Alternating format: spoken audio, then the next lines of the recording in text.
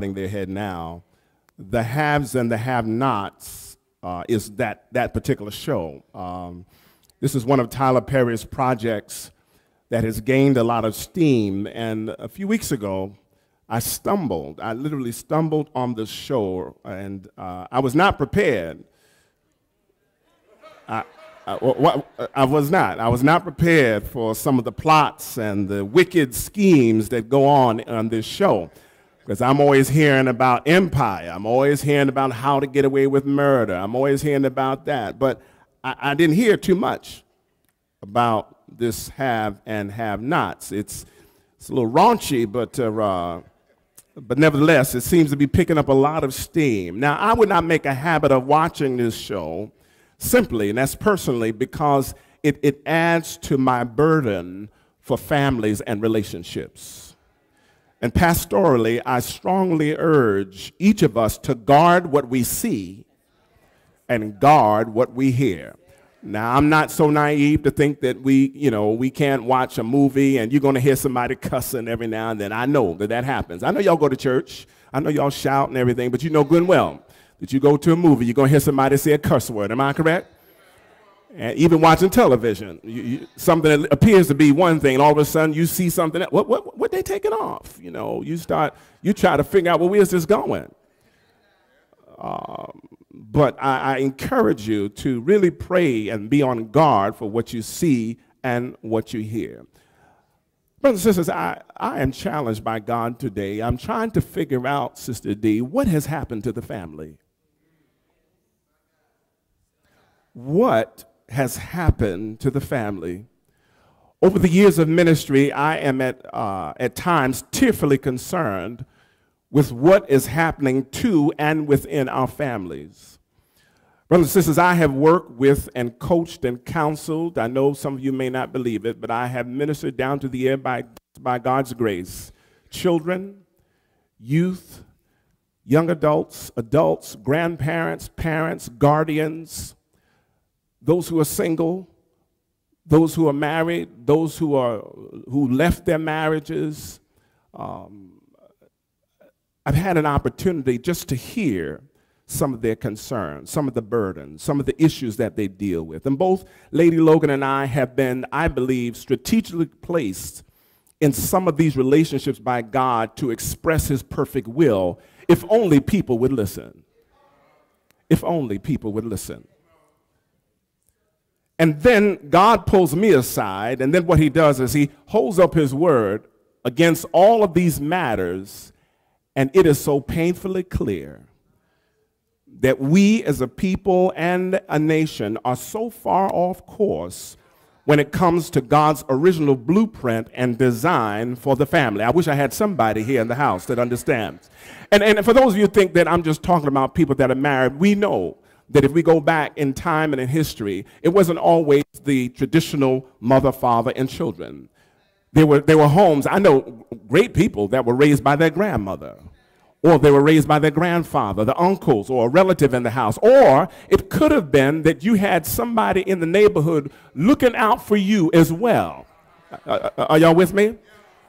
But today, you can't even trust that today because you don't know who's looking after your child. I don't know if any of you saw on the news, and I believe it was in Queens or Brooklyn, there was some young lady, 10 years old, going to school, and then they had on the camera a guy, he walks right across the street from her, and he's looking at her, and then he's beckoning her to come over. Then it got to the point where he walked over to her across the street and reached out to touch her, but she ran. But they had it on camera, thank God, and they caught him, I believe. But that's not the time that I'm used to. Years ago, it wasn't like that. But today, that's what we're dealing with. It's hard to find people that you can trust. And it's not just outside, but it's in your homes as well. You can't trust every uncle that comes in with your child, every aunt that comes. Am I in the right house today? You just have to be so very careful about who's coming into your home. And on this Friends and Family Day, God used the name of the television show as a topic and directed me to our text for today. And this will be, and I've come to a conclusion, This will be a part one. So I'm not going to finish everything today. This is going to be a part one. I know some of you say, "Ooh, I'm so glad it's just part one." That means you got to come back next week, hear part two. I feel led to focus on something slightly different than what we read specifically. I'm going to come back to that next week, but I'll give you some verses to look at in this story of families. The overall theme of Samuel is how God delegated royal sovereignty to Saul, David, and his lineage at the request of the people.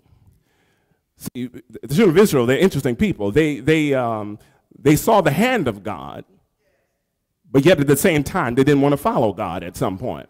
So they wanted to have a king like the other people that they saw.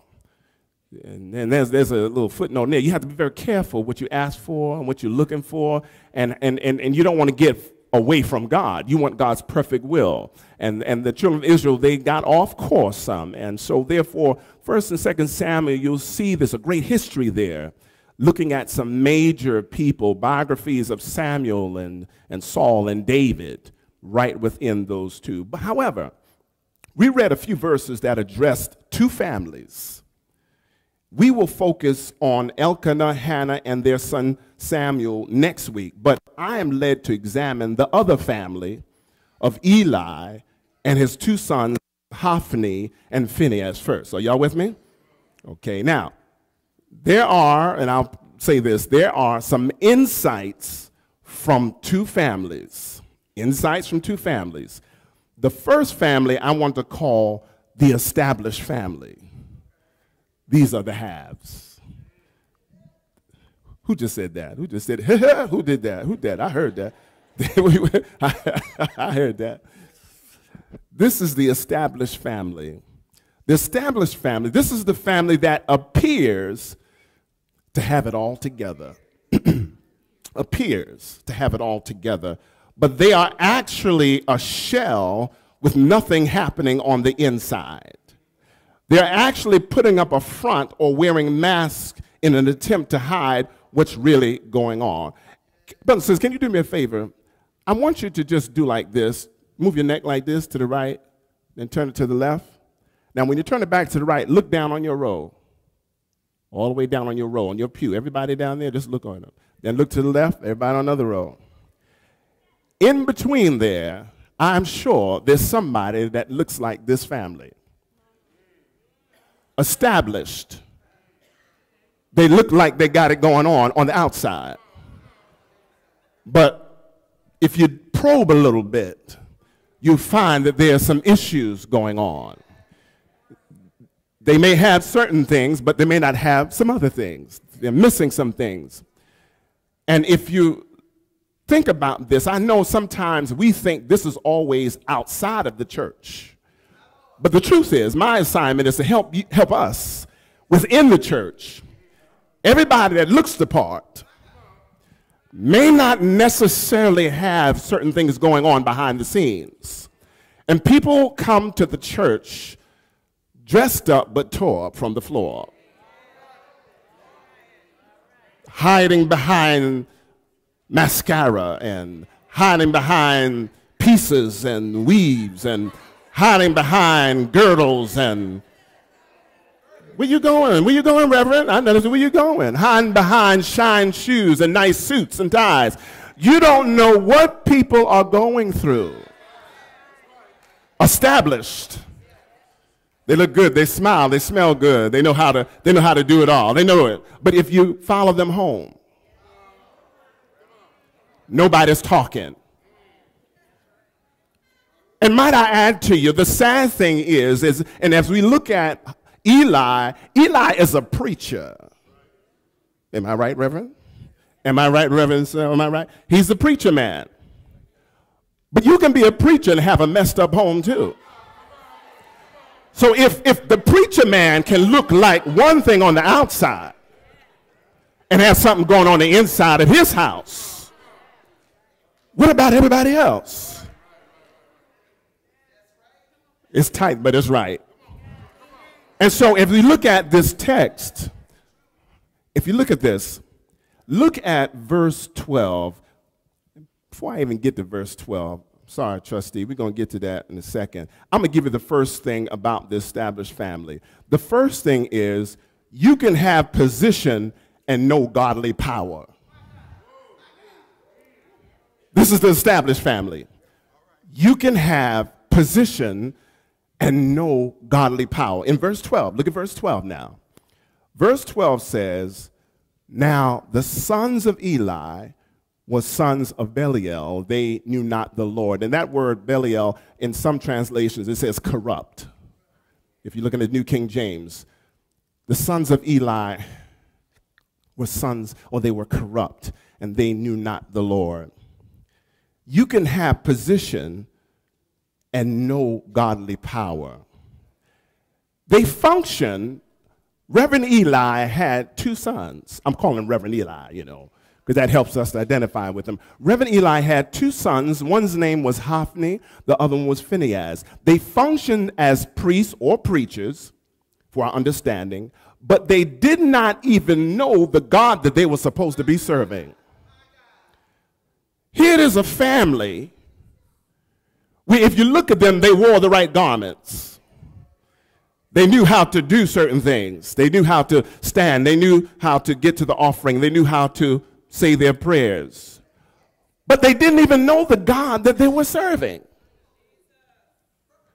Something is wrong, brothers and sisters, when families that appear to be one thing, and yet you have this situation here. A man of God that has two sons who are preachers. And yet they don't even know the Lord, but yet they're acting as though they do. So in other words, they had religion but no relationship. Do you know how many people come to church that don't have relationship? They know how to do everything else. They can function. They function but no unction. They can move. They can do certain things, but is there a connection, or is there a spiritual relationship between them and God? I hope y'all are catching this, because I know some of you are saying, well, I thought we were talking about discipleship this year. If you think about it, this is part of discipleship. Because in order to tell somebody else about Jesus, you got to know Jesus for yourself. How are these priests carrying out God's work and they don't even know God themselves? There's something wrong here. They had power. They had the position, title, function, but they did not have the power. I don't know about you, but whenever I'm carrying out God's assignment, I want to make sure I have the power. I don't want to stand before God's people and not preach with power, teach with power, and move as he says move. I want to make sure. Do you want to make sure? We all are disciples of Christ. We all have that responsibility. Are y'all with me? It's like the New Testament description of those that have a form of godliness, but they deny the power thereof. They have a shape. They look like, but they're not. It's deceptive. It looks like, but it's not.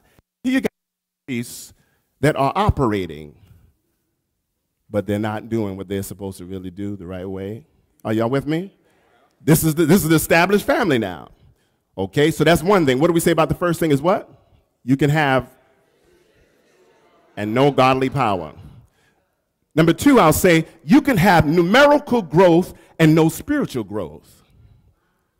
You can have numerical growth and no spiritual growth. Because if you look at verse 17 says, wherefore the sin of the young men was very great before the Lord, for men abhorred the offering of the Lord.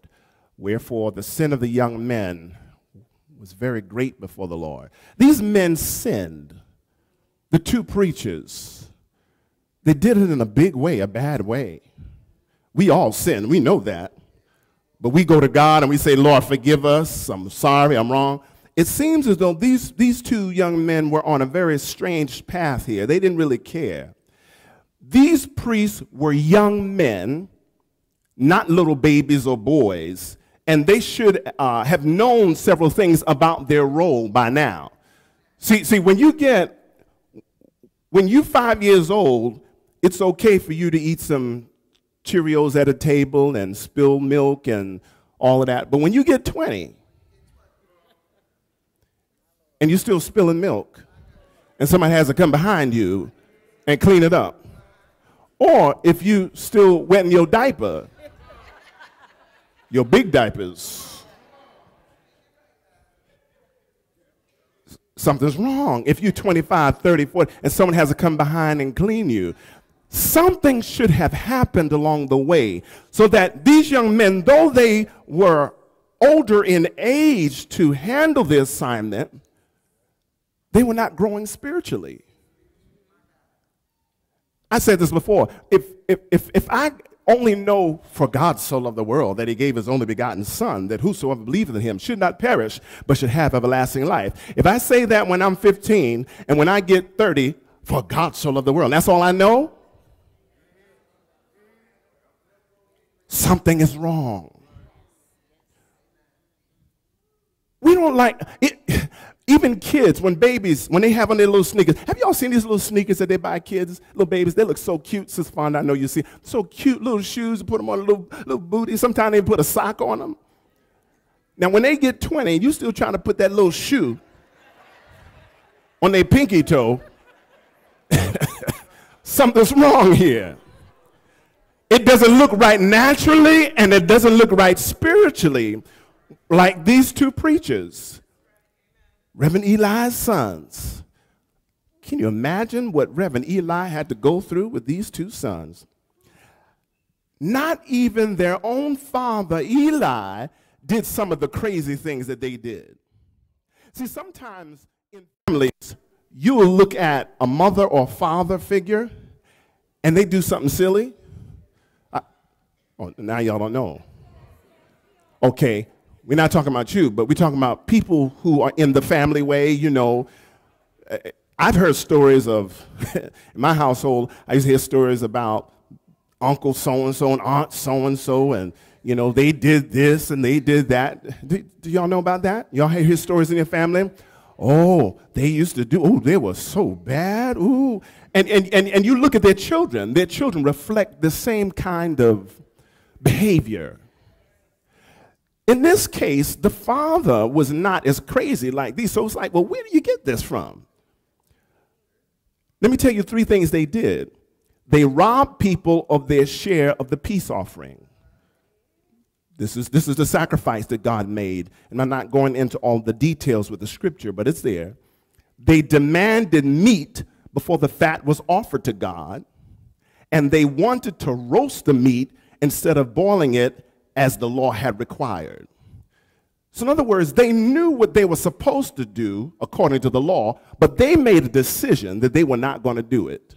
See, when you get so big and mad, you know how parents tell you, well, look, since you don't know how to abide by the laws of my house, it's time for you to get your bags and get to stepping. That's what some folk used to say. Anybody heard that before? Yeah. See, these kids, I'm calling them kids, but they were just wild. How do you, as I was reading, I'm saying like, Lord, how do people just do something like this and have no kind of conviction? But you know what happens is that after a while, if you keep doing the same thing, you become numb. God is trying to get your attention, but you just like, just staring, okay? You don't feel it anymore. However, these young men, they kept on going. So number one, we said, you can have position and no godly power. This is the established family. Number two, we said, you can have numerical growth and no what? Spiritual. I want to also say for number three, you can have godly power and lack proper use of authority. You can have godly power and lack proper use of authority. Look at verse 22 through 24.